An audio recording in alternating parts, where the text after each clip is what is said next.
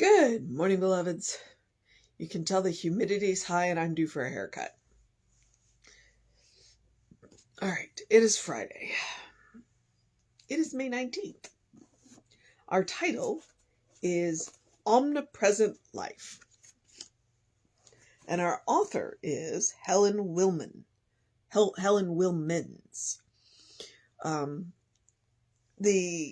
It's from Home Course in Mental Science from 1914. So, yeah, this should be really interesting.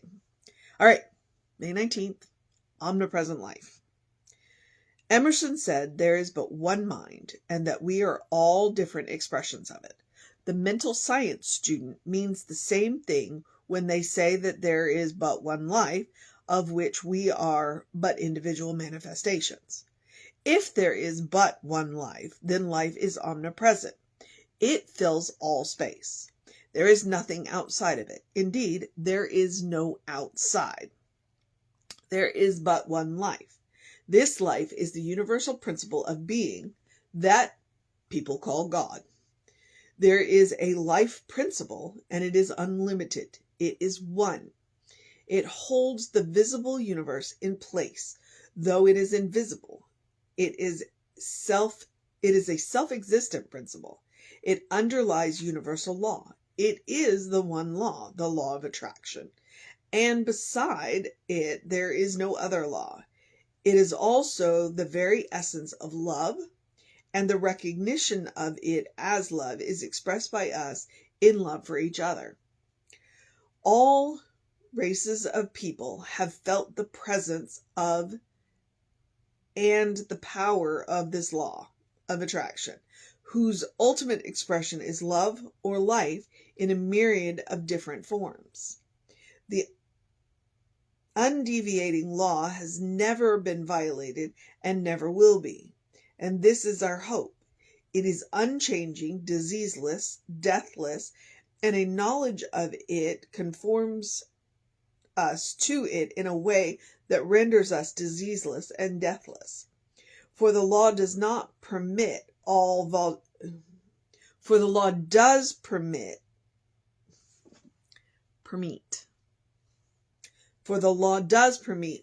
visible forms.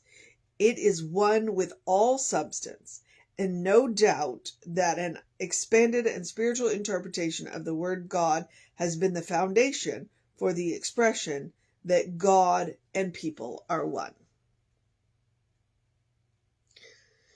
Well, the language is over 100 years old, so every now and then, that's what the interesting thing about reading this book has been, is sometimes what I'm reading is over 100 years old, and sometimes what I'm reading was written just, 10 years ago. Or even, there was one from 2015, so that's less than 10 years ago. That was 8 years ago. So the language can be a bit of a challenge. And some days it's just me, some days, this is not what I do for a living, read books, but I do enjoy reading books. And so sometimes when you hear things out loud, you're like, okay, what did I just read? But she starts off by quoting Emerson, and Holmes loves Emerson. Reverend Jesse loves Emerson. I'm learning to love Emerson. I'm not sure I'm ever going to like Emerson, but, I'm learning to love Emerson. But she starts off by quoting Emerson by saying that there is but one mind and we are all different expressions of it. And several times in there, she says, look, there's one. There's only one. When you look around, there's only one. What lies back of the myriad of forms in Helen's terms is exactly that, the one. We all come from the same source. We all go back to the same source. And I like that she said there's nothing outside of it. Well, in fact, there's no outside. And that's one of those things that's head spinning. When you stop and think, the expansiveness of space. And then you go, oh, wait, there's nothing outside of it. There's no, we're never going to come to the end of space. They did in Star Trek. they came to the end of space. I think in a couple of different episodes, they came to the end of space. And then they realized it wasn't the end. There was something on the other side of it. It's like it keeps going. And that's when our brain kind of short circuits and goes, I can't deal with this. Because while our consciousness is unlimited, our brain is limited. The material world, the material life that we are living, we chose to come here and be limited for a period of time.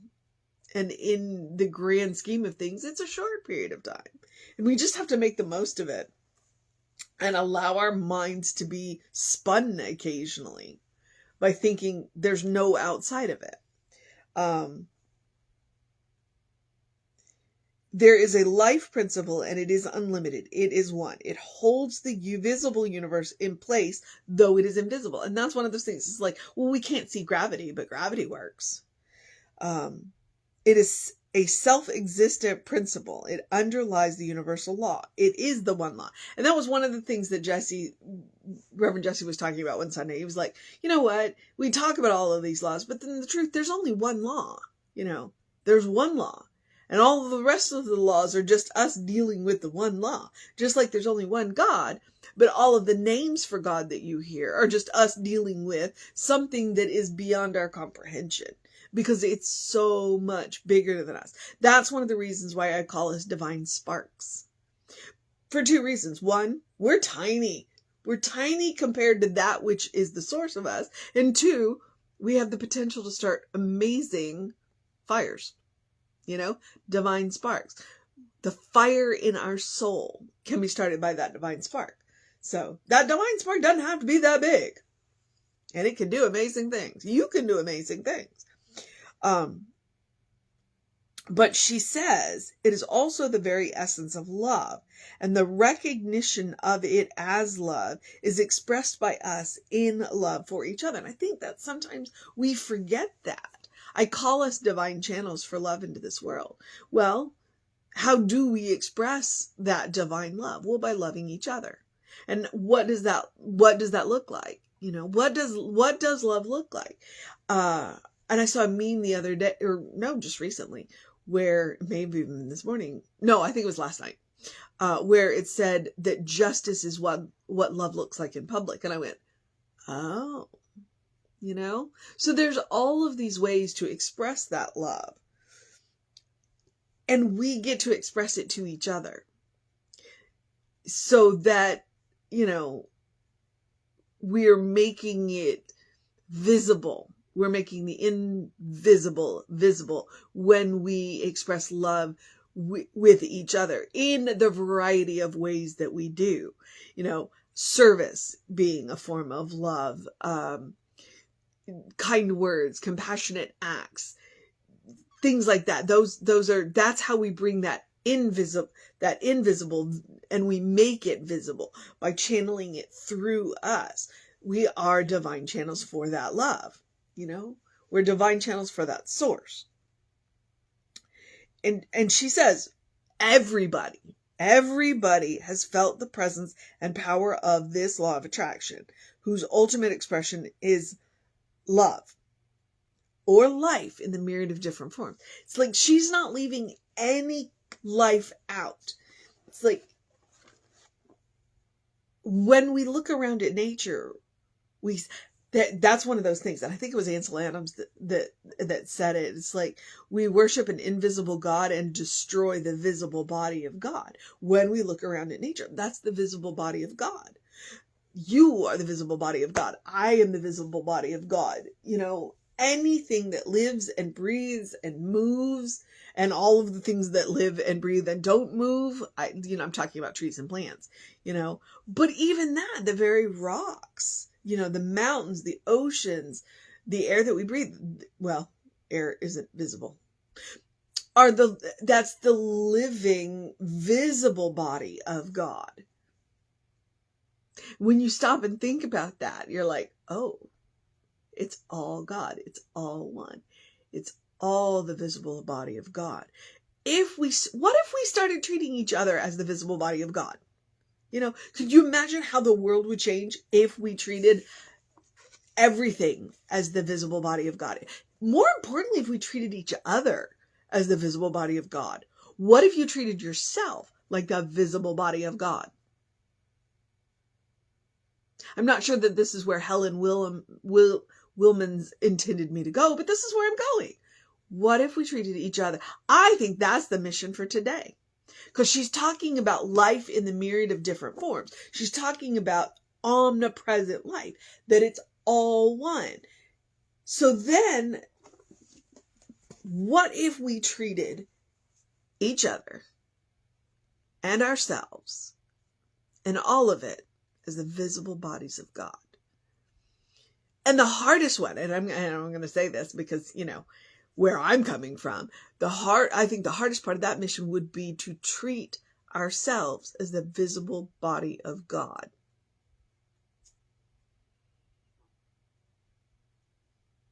Because that looks like that kindness, compassion, and love, spiritual practice that I ask you to do every day. If you treated yourself as the visible body of God, would that change the way you move through the world? I do talk about treating the world as the visible body of God. Not in those words per se, but it's like, if you look around and realize we all come from the same source, that it's all sacred, it is going to change the way you move through this world. Well, maybe we can take the mission today, should we choose to accept it, is to treat ourselves as the visible body of God. Because God gifted you that body that you wear. God gifted you that mind that you use. Okay? So that body, not only is it a gift from God, it is God made visible. It's not all of God. I mean, that's why I call us divine sparks. It's not all of God. It's this tiny splinter of God. But the body that you wear, that's a visible manifestation of God. Does it rock you back on your heels? I've been doing this work for more than 20 years, and it rocks me back on my heels to say that out loud. To say that this is the visible body of God. And then I stop and think, well, how have I been treating the visible body of God? Have I been, giving it enough sleep? No. Have I been giving it plenty of exercise? Yes. Have I been feeding it mostly fairly well? Yes. I do, put comfortable clothes, and I just went and bought new shoes. So the visible body of God. Yeah. And you've already heard me admit the one thing I'm not doing is giving it enough rest. So that's interesting. All right. I'm going to have to think about this. So you've heard it. The mission today, should we choose to accept it, it's all the visible body of God. But today, I want you to focus on your visible body of God. Treat yourself like the visible body of God that you are. We get to make the invisible visible. So today, I want you to treat yourself like the visible body of God that you are. All right. I talk about us being a beloved children of God, but I'm changing the language because it hits differently. It hits differently. So the mission today, should you choose to accept it, treat yourself like the visible body of God, the omnipresent life. All right. And then if you can expand it out and treat everybody else that you meet and interact with today as a visible body of God, see what that looks like. See what that feels like. While you're doing it consciously. Let us not slip into the unconscious ways that we interact with each other and treat ourselves. I am asking you to consciously treat yourself today.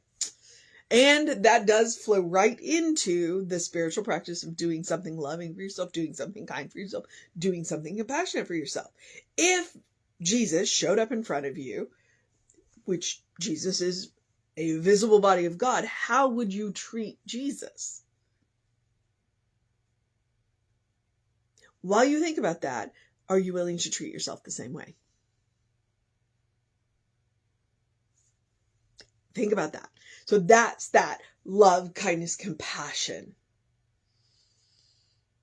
My husband pointed out the other day, he's like, God didn't destroy Sodom and Gomorrah for what everybody thinks. God destroyed Sodom and Gomorrah because guessed right. They were not practicing hospitality. Okay? Think about that for a minute. They were not practicing hospitality.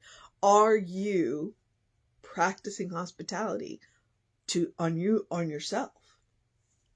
Are you practicing hospitality on the world? And that doesn't mean that you give up everything, but it does ask you to be kind, to be loving, to be compassionate. It's not asking you to give away everything or, the last of anything. It is asking you to treat others as you treat yourself. And if you are not treating yourself well, then we need to talk about that. So, love, kindness, and compassion. What it looks like is taking a deep breath before you speak. What it looks like is taking a nap. What it looks like is taking a break. What it looks like is taking some time off. It is treating yourself. It is taking care of yourself. It is self-care. If you are going to live a life of service, you have to take care of yourself first. You must put your oxygen mask on before you help your neighbor, because you cannot pour from an empty cup. That is why we are talking about this. Spiritual practice is absolutely self-care. Okay? Absolutely. And it includes meditation and treatment and prayer and all of that. But it also looks like eating a good meal and taking a break and resting when you need it. It's also about making room for joy. Your life is a special occasion. One of the qualities of God is joy. No matter what is going on in the world, you deserve joy. Please make room for that. And sometimes that looks like eating dessert first. But it also looks like wearing nice clothes or comfortable clothes or I forgot all of the rest of my suggestions, so I'm just going to move on because you've got plenty of suggestions of love, kindness, and compassion. Making room for joy. All right. Now, the couple of the other suggestions that I always do, which is to do something to engage your mind and your body, whatever that looks like to you today, unless it's your day of rest. I opted to take an extra day of rest. It's been a difficult week, so yeah. I thought an extra hour of sleep would be better than a 30-minute walk. We'll see if it bears me out. I do encourage you to drink plenty of water. Hydration is super important. It's very important during the hot weather. It's easier during the hot weather, but your brain works better when it's well hydrated. So please drink plenty of water. I do encourage you also to get early in your day bright light. That early in your day light, and sunlight is great. And I'm talking 5 minutes. That's all I'm talking about. We're talking about resetting a hormone cycle, a natural hormone cycle. It's called a circadian rhythm. Starts with a C if you want to Google it. But you'll have more energy during the day and you'll sleep better at night. So 5-10 minutes, bright light. And if you get up before the sun, artificial light will help. All right. So try it. Okay. And then I have my Ernest Holmes quote in my pocket. Every Science of Mind person has their own favorite. This is mine. Open the windows of your soul. Allow the breath of heaven to remind you that you do live in heaven right here, right now. So what we were talking about with Helen Wilmans today is omnipresent life. We are talking about the fact that it's all from the same source. Okay? Open the windows of your soul. The mission that I am asking you to do today is to treat yourself like the visible body of God. Open the windows of your soul. Allow that breath of heaven, that reminder that you are the invisible made visible. Everything around us is the invisible made visible. Not all of it, but some of it. And it's kind of that you don't know what to say after that. You don't know what to say after that. If you can stun a science of mind minister into silence, it's a concept. It's a concept. Okay. So, and you can always take Emma's advice. Look for the good and praise it. Look for the good and praise it. Okay. If Jesus said the kingdom of God is within you, well, the kingdom of God is a state of mind. It's a state of consciousness. Once you learn to create it for yourself, nobody can take it away from you. And that's one of the reasons why I love the book, this thing called You, so much, is because that's exactly what he said. I did chapter 11 last night, and that's what he said. Once you learn to do this for yourself, nobody can take it away from you. It becomes the ultimate toolbox. Okay? So look for the good and praise it. Treat yourself like the visible body of God that you are. Make room for joy. And let's go make a world that works for everybody. All right. I think I'm at the part where I'm going to remind you social media. We are Creative Life Spiritual Center, Creative Life Spark. I'm the Running Rev Ryan on the social medias that I am on. Take care. I don't know what I was about to say there. If you want to know what's going on with the center, email info@creativelife.org. That will get you on the constant contact. 2 things about that. 1, he emails that out 1 email a week, just letting you know what's going on, including the titles of his talks. And all of the hot links in that email are hot. If it says click here now, it'll take you right to the information you want, i.e. the Soul Session playlist on our YouTube channel, the Creative Life Soul Session YouTube channel. It will take you right to that YouTube channel, to that playlist, and you can see all of the great content there. Or it'll take you to the person that will help you get it. Okay. Yep. And moving forward, I guess I'm at the part where I get to encourage you to have a great day, a wondrous day, a fantastic day, a magical day, an enchanted day, a wonder-filled day, an awesome day, an amazing day, a Friday, I get to go to a different park day, tomorrow day, I'll have a different background tomorrow day, a good day. And if that is too much pressure, simply have a day. Because you are enough, just as you are. You are a beloved child of God. A divine spark, a brilliant light, your spirit in motion, your God in action. You are the invisible made visible. In whom a godling, as Reverend Jesse likes to say, in whom God is well pleased and well represented. Okay? That is the truth of your being. Hold on to that truth. And then watch the rest of it reveal itself to you in amazing myriad of ways. All right. So, Reverend David should be on around 5 p.m. with you. I'll be back with you around 9 a.m. just from somewhere else. I get to get my mane tamed tomorrow. So take care of yourself. Know that you are loved. And more importantly, know that you are love. That was one of her points today. Know that you are love, as well as being loved. And I will see you next time.